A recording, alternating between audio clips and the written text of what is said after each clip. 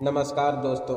आज मैं आप लोगों को एक ऐसे महाबली के बारे में बताने जा रहा हूँ जो महाबली होने के साथ साथ भगवान श्री कृष्ण का परम शत्रु भी था, जो हमेशा भगवान श्री कृष्ण से युद्ध करने के लिए तत्पर रहता था। और भगवान श्री कृष्ण ने युद्ध में 18 बार हराया था। और आज मैं आप लोगों को उस महाबली के जन्म के रहस्य के बारे में बताऊंगा कि उसका जन्म कैसे और कब हुआ था। तो आइए वीडियो शुरू करते हैं। महर्षि वेद व्यास द्वारा रचित महाभारत ग्रंथ में अनेक महारथी महाबली राजाओं का वर्णन है। ऐसा ही एक महारथी राजा था जिसका नाम जरासंध था। उसके जन्म व मृत्यु की कथा बहुत ही रोचक है। जरासंध ने बहुत से राजाओं को हराकर अपने पहाड़ी क्षेत्र में बने किले में बंदी बनाकर रखा था।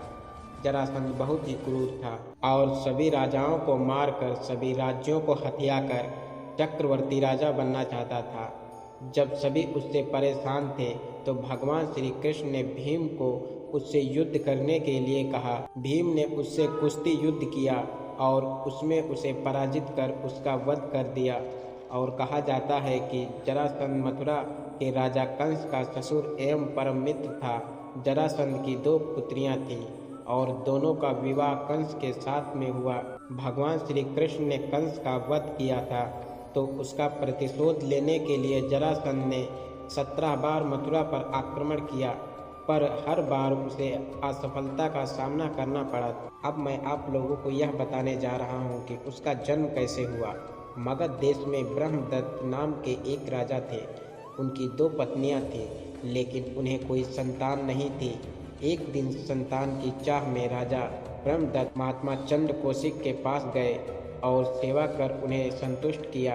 प्रसन्न होकर महात्मा चंद्र कौशिक ने उन्हें एक फल दिया और कहा कि यह फल अपनी पत्नी को खिला देना, इससे तुम्हें संतान की प्राप्ति होगी। राजा ब्रह्मदत्त की 2 पत्नियां थीं। राजा ने वह फल काटकर अपनी दोनों पत्नियों को खिला दिया।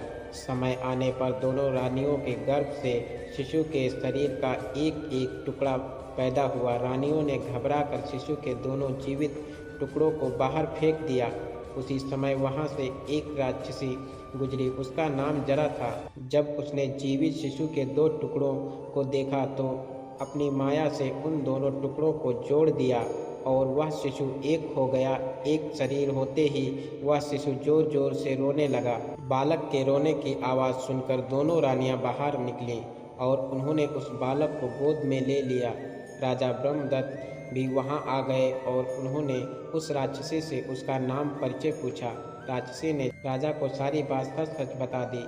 राजा बहुत खुश हुए और उन्होंने उस बालक का नाम जरासंध रख दिया, क्योंकि उसे जरा नाम की राक्षसी ने संधि करके जोड़ा था। इसलिए जरासंध का वध करने के लिए भगवान श्री कृष्ण ने योजना बनाई।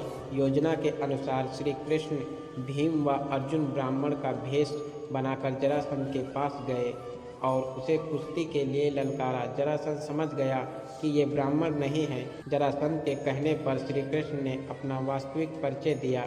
जरासंध ने भीम से कुश्ती लड़ने का निश्चय किया। कृष्ण प्रतिपदा से 13 दिन तक लगातार चलता रहा।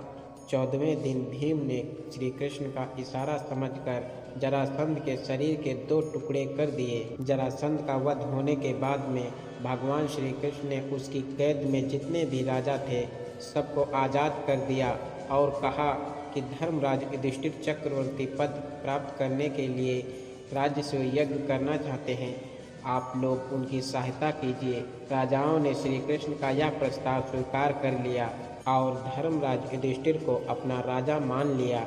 भगवान श्री कृष्ण ने जरासंध के पुत्र सहदेव को अभय दान देकर मगध का राजा बना दिया। तो दोस्तों, अब आप लोग समझ ही गए होंगे कि जरासंध कौन था और उसका जन्म कैसे हुआ था।